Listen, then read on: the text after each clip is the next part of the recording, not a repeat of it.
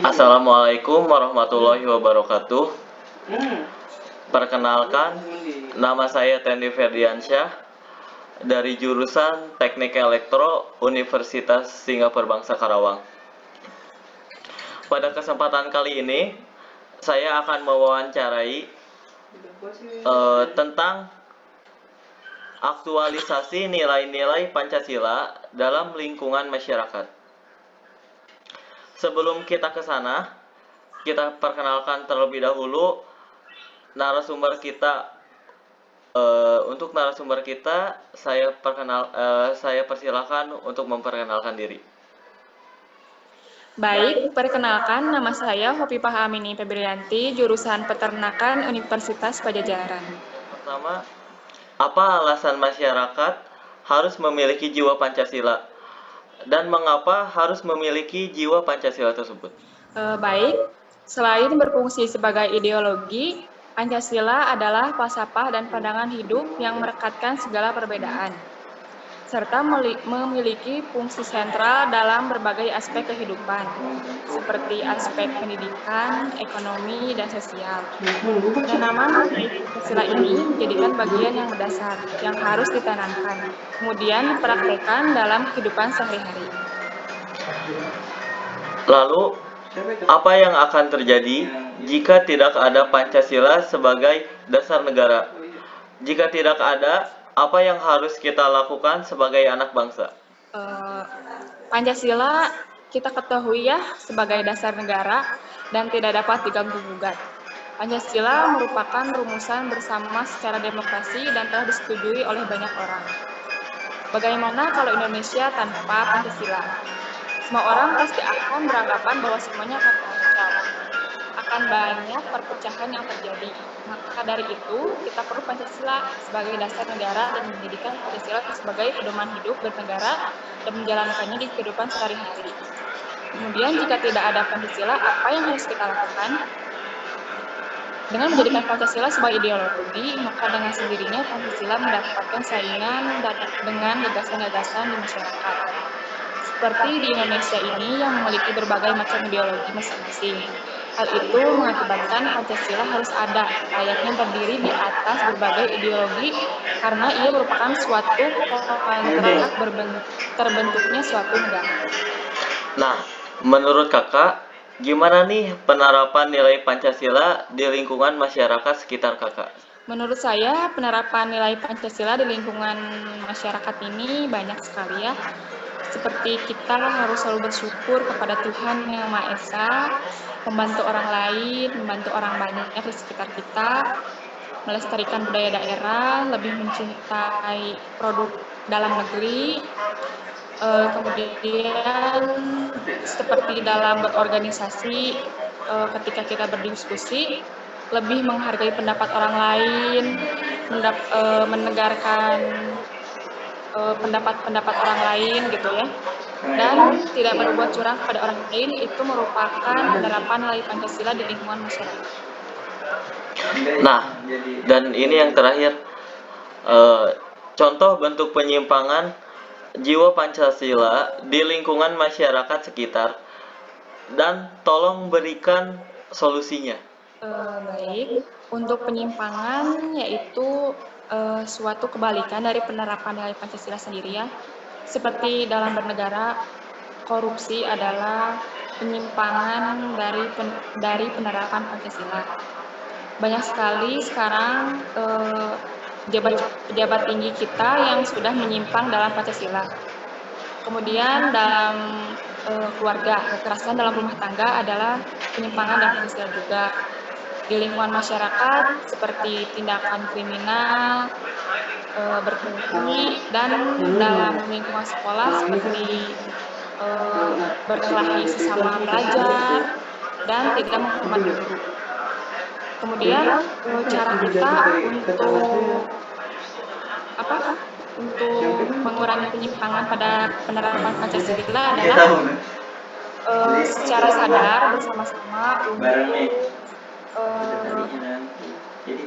sadar untuk hal yang penting terhadap pentingnya suatu nilai Pancasila. Karena hal itu dijadikan dasar supaya kita menjadi satu dalam satu kesatuan, yaitu berpikir.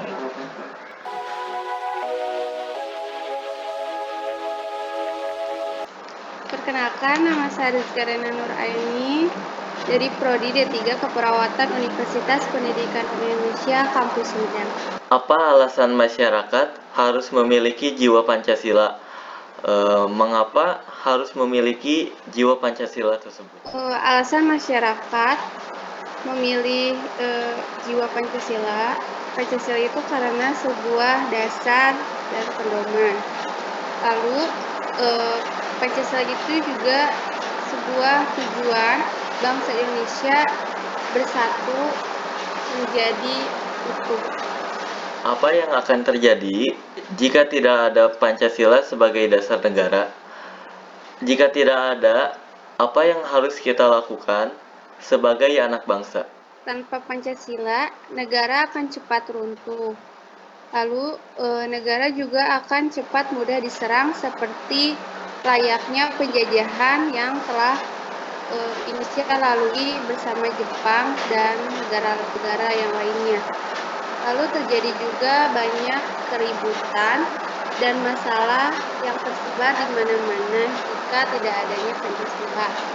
Lalu ada hubungan antara warga negara juga pemerintah yang tidak akan harmonis, tidak akan baik, dan akan hancur berantakan. Upaya untuk mencegah tanpa adanya jiwa Pancasila untuk bangsa, kita bisa mengedepankan nilai moral dan akhlak yang baik dengan landasan norma dan hukum yang ada berlaku di Indonesia, seperti bergotong royong dan mengedepankan moral dan akhlak. Nah, menurut kakak, gimana nih penerapan nilai Pancasila di lingkungan masyarakat ini? Tanggapan untuk penerapan nilai Pancasila di dalam masyarakat, mungkin secara garis besarnya ada beberapa tingkatan. Yang pertama adalah nilai dasar dan praktis dalam Pancasila. Juga mengandung nilai moral dan norma yang harus diterima oleh seluruh warga negara karena hal tersebut menjadi landasan bagi kehidupan bersama di Indonesia. Meskipun Pancasila terdiri dari 5 sila yang berbeda, tetapi Pancasila sebagai kesatuan yang utuh untuk kehidupan bangsa Indonesia ke depannya. Nah, Contohnya seperti bergotong royong, seperti itu. contoh bentuk penyimpangan jiwa Pancasila di lingkungan masyarakat sekitar Anda, dan tolong berikan solusinya menurut Anda. Untuk nilai penyimpangan di masyarakat mungkin banyak, seperti tidak menghargai pendapat orang lain, menang sendiri, main hakim sendiri, seperti itu. Namun yang marak dalam nilai Pancasila penyimpangannya yang pertama narkoba. Kenapa terjadi narkoba? Karena banyak obat-obatan yang terlarang yang masuk ke Indonesia dari negara asing atau luar Indonesia.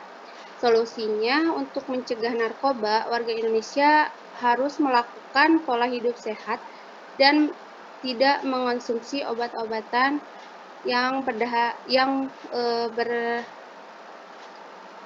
berbahan dasar dari seperti ganja, seperti itu. Lalu yang sering marak juga dan sekarang sedang diperbincangkan nilai penyimpangan dari Pancasila itu korupsi. Korupsi karena adanya keserakahan dari pihak-pihak tertentu gitu.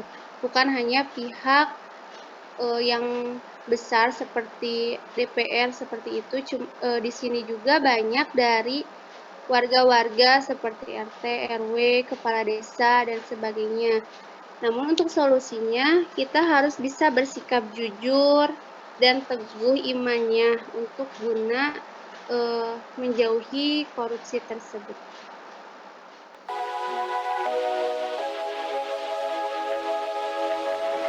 Assalamualaikum warahmatullahi wabarakatuh.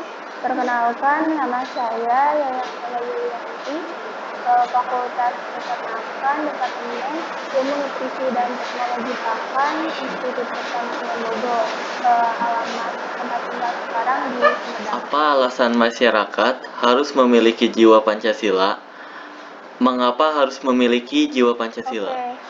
Jadi masyarakat merupakan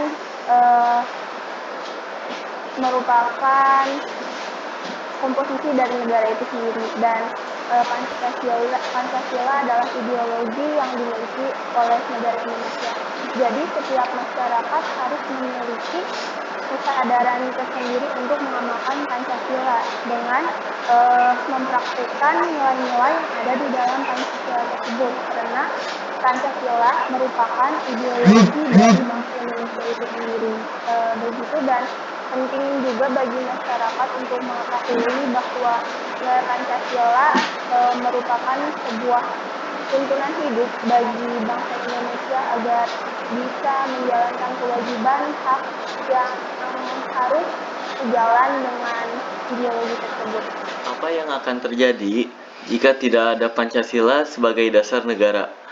Jika tidak ada, apa yang harus kita lakukan sebagai anak bangsa? Baik, karena Pancasila adalah sesuatu yang penting bagi bangsa Indonesia ini, karena ideologi dan suatu pedoman bagi bangsa Indonesia, maka apabila tidak ada pedoman, suatu negara pasti tidak akan memiliki tujuan yang harus dicapai. Nah, pedoman tersebut harus dilakukan dan dipatuhi oleh setiap masyarakat agar negara tersebut bisa mencapai suatu tujuannya. Apabila tidak ada, kita harus melihat norma-norma yang berlaku di masyarakat tersebut. Apabila benar-benar Pancasila tidak ada, berarti kita harus menjalankan norma-norma yang ada di lingkungan kita, seperti norma adat atau norma hukum yang berlaku di suatu wilayah, yang mungkin norma-norma tersebut tidak akan berjalan dengan lancar pula apabila tidak dibarengi dengan adanya nilai-nilai Pancasila, karena di Pancasila tersebut sudah mencangkup semua aspek ideologi yang harus kita penuhi sebagai warga negara Indonesia. Dan untuk melakukan itu semua, kita harus melaksanakan nilai Pancasila dengan baik. Dan apabila Pancasila tidak ada, menurut saya itu sangat tidak mungkin suatu bangsa tidak memiliki ideologi seperti itu. Jadi untuk mempertahankan ideologi kita tersebut, kita harus mempraktikkan nilai-nilainya dan melaksanakan kewajiban kita sebagai masyarakat dan juga pelajar. Menurut kakak, gimana nih penerapan nilai Pancasila di lingkungan masyarakat sekitar kakak? Penerapan nilai Pancasila itu meliputi saling menghargainya kita terhadap sesama, dan saling menghargainya kita terhadap orang-orang yang berbeda dengan kita. Misalnya di masyarakat sendiri mungkin perbedaan agama, suku, karena Indonesia ini memiliki beragam suku bangsa dan banyak sekali ras-ras yang berbeda serta bahasa yang berbeda, dan kita harus menghargai mereka gitu. Kita harus mengamalkan Pancasila, sila pertama, sila kedua, dan sila ketiga. Seperti sila pertama, ketuhanan yang Maha Esa, kita harus menghargai orang-orang yang berbeda kepercayaan dengan kita. Lalu kita juga harus menghargai orang-orang yang memiliki perbedaan fisik, perbedaan suku, dan perbedaan bahasa dengan kita. Di masyarakat sendiri banyak berbagai pendapat yang berbeda dengan kita, dan senantiasa kita harus menerimanya. Mungkin seperti kesenjangan sosial juga kita harus menerimanya agar tercipta persatuan Indonesia itu sendiri. Sebagai nilai sila Pancasila nomor ketiga, harus persatuan Indonesia itu harus tercipta. Maka dari itu kita harus rukun dan menghargai sesama.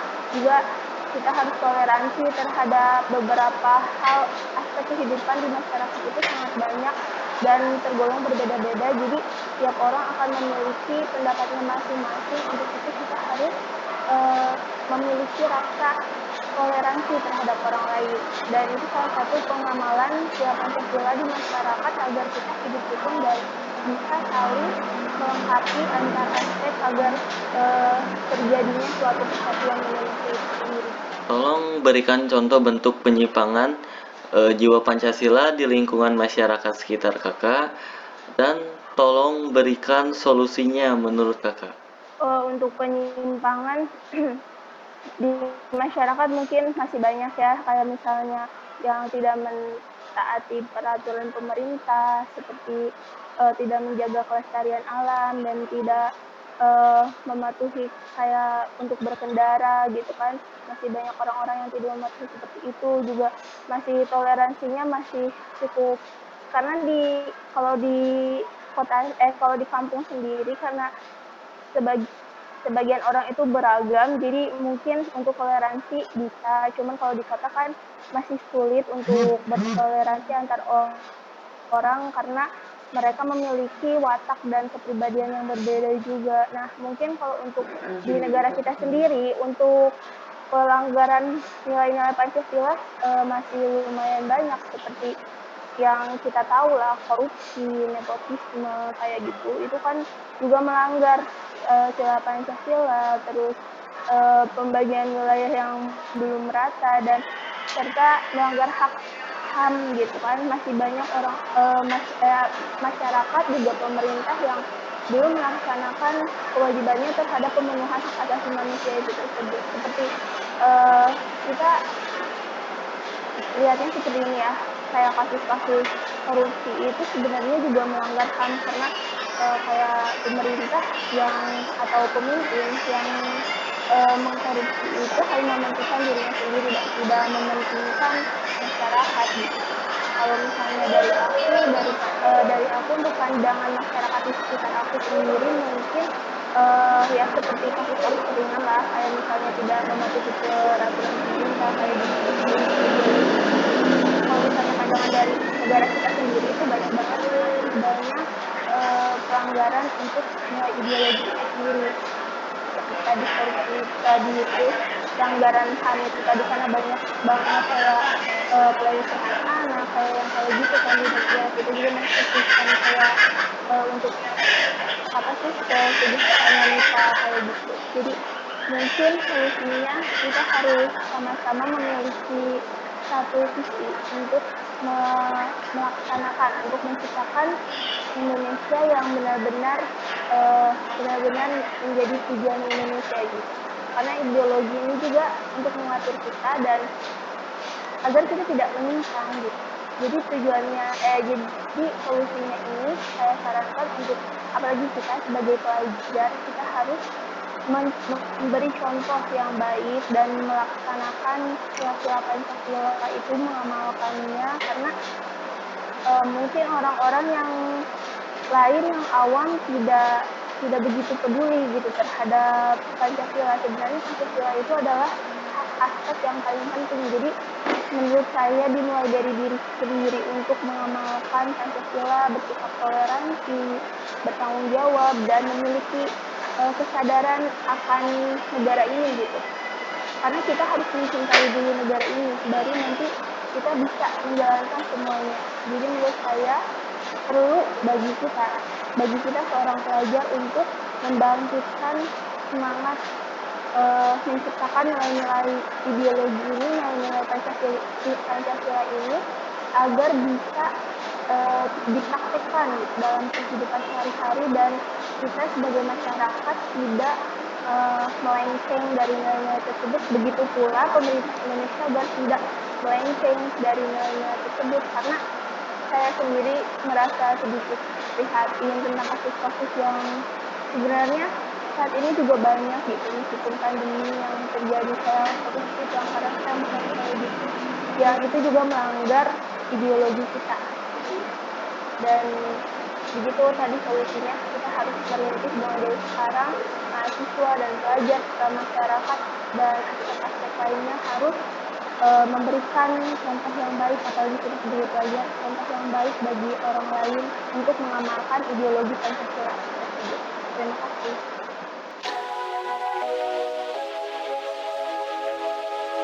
Dari hasil wawancara dengan beberapa narasumber kita hari ini, dapat ditarik kesimpulan bahwa nilai-nilai Pancasila itu sangatlah penting dan berguna untuk penerapan di kehidupan kita bermasyarakat.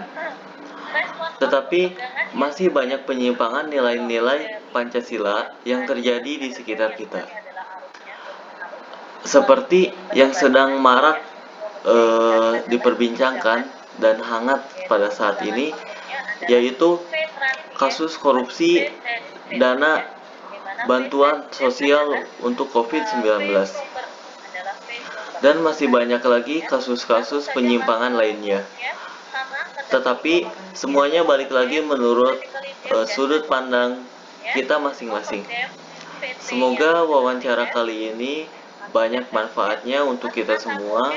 Saya minta maaf bila ada salah-salah kata, baik dari saya maupun dari narasumber kita. Saya Teni Ferdiansyah, izin pamit. Wassalamualaikum warahmatullahi wabarakatuh.